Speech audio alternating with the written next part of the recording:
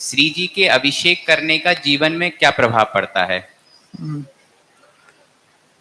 हाँ, कम से कम ये 3G 4G और 5G वाले श्री जी की बात तो करने लग गए हैं। आज 3G का जमाना 4G का जमाना भी गया, 5G की ओर बढ़ रहा है। ऐसे में भी किसी को यदि श्री जी की बात याद आ रही है और प्रश्न साधु से कर लें, ऐसा उनको लग रहा है, तो अभी धर्म बहुत अभी अंत तक जीवित रहेगा, ऐसा विश्वास हो उठता है। श्री जी का अभिषेक करने से क्या होता है, ऐसा प्रश्न इनका है।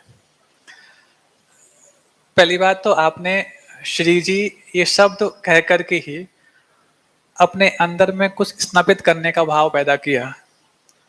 क्यों? उसको आपने स्टैच्यू, मूर्ति या प्रतिमा ये नाम ना दे करके श्री जी नाम दिया, क्योंकि स्टैच्यू, स्कल्पचर्स, मूर्ति, प्रतिमा ये अलग अलग एक ही वस्तु विशेष के नाम हो सकते हैं। स्कल्पचर्स भी होते हैं, स्टैच्यूज भी होते हैं, लेकिन उसको देख करके किसी प्रकार से आपके अंदर बहुमान के भाव नहीं आते। फिर उसके बाद प्रतिमा में थोड़ा सा लगता है कि हाँ, प्रतिमा मतलब हम जिनको बहुमान दे रहे हैं उसका प्रतिमान हमने इस प्रतिमा में स्थापित किया है, ये प्रतिमान हो गया। फिर उसके बाद श्री जी मतलब हमने ये प्रतिमा विशेष को ही ऐसा बहुमान दिया कि हम ये भेद ही नहीं कर पा रहे कि ये साक्षात तीर्थंकर हैं अथवा प्रतिमा विशेष में स्थापित स्थापना निक्षेप के माध्यम से तीर्थंकर हैं। तभी जाकर के ये भाव होता है कि ये श्री जी हैं। अब ये भाव हुआ, ये आपके परिणामों की निर्मलता को ऊंचाई देने के कारण ही हुआ। नहीं है तो फिर तो व्यक्ति उस प्रतिमा के समक्ष पहुंच करके भी इस चीज को जड़वत बनाए रखता है, झुकाने का भाव ही नहीं आता।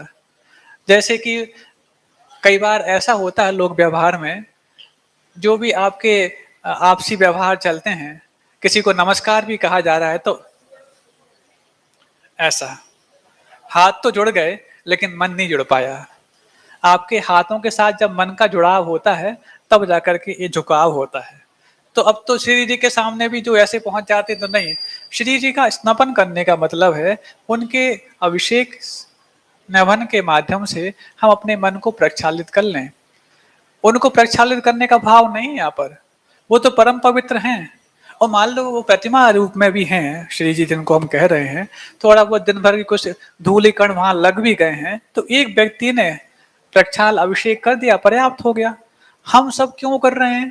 क्योंकि कल से लेके आज तक मैंने अपने परिणामों में जो कलुषता पैदा की, जो मलिनता लाई, जो अपने आप में धूली वहां पर अंतर पहुंचाई, यदि ऐसे कलुषित परिणाम से भगवान आपकी मैं पूजा करता, आराधना करता तो वो दोष माना जाता। इसलिए हे भगवान, मैं आपकी स्नपन, अभिषेक और प्रक्षाल के माध्यम से पहले अपने मन को प्रक्षालित करता हूं ताकि अब आपकी पूजा और अच्छे से कर पाऊं।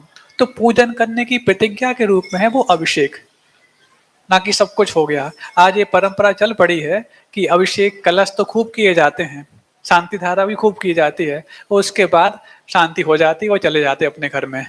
ऐसा नहीं, वो तो जो पूजन के आपके 6 पार्ट हैं, अभिषेक, आवाहन, स्थापन, सन्निधिकरण, पूजन और विसर्जन, इन 6 में से एक हुआ अभिषेक, बाकी 5 तो अभी शेष हैं। तो अब आप सोचो किसी व्यक्ति को नहलाओ और कुछ करो ना, काय के लिए नहलाया आपने? और यहाँ पर तो नहलाने के भाव नहीं, यहाँ पर तो अभिषेक के भाव हैं, प्रक्षाल करने के भाव है। तो मन को हमने यदि तैयार किया है, प्रक्षालित किया है, तो काय के लिए किया है?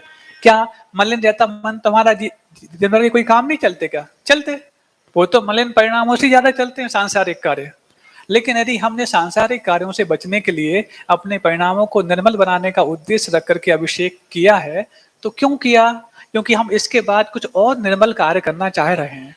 वो निर्मल कार्य क्या है? भगवान के गुणों का आराधन, पूजन आदि आदि। तो पूजन की प्रतिज्ञा के रूप में वो अभिषेक। अब प्रतिज्ञा तो की, वो पूरी नहीं की, तो प्रतिज्ञा को तोड़ना पुण्य है कि पाप? प्रतिज्ञा को तोड़ना पुण्य है कि पाप? तो अभिषेक मात्र करना पुण्य है कि पाप? पाप तो नहीं है, लेकिन जिस उद्देश्य को, जिस प्रतिज्ञा को करने मैंने अभिषेक किया है, यदि वो पूरी नहीं की तो ये दोष तो माना जाएगा। इसलिए अभिषेक करने के प्रति भाव पहले ये रहे कि पहले मैं अपने उस अभिषेक के माध्यम से मन को निर्मल बना रहा हूँ और उसके बाद और दूसरा निर्मल कार्य आगे करने जा रहा हूँ, इतना ही।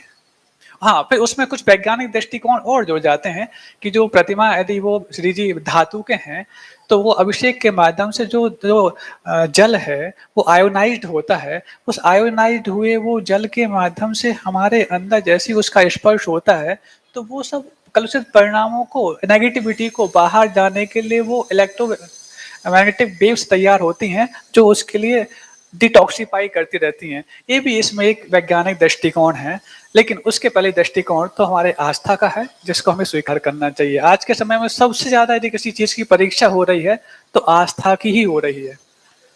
बाकी सारी चीज़ों की परीक्षा तो आप ऑनलाइन फेस कर लेते हैं, लेकिन आस्था की परीक्षा ना ऑनलाइन पास करते हैं और ना ऑफलाइन पास करते हैं। बस लाइन से ऑफ हो जाते हैं, इतना ही कर लेते हैं।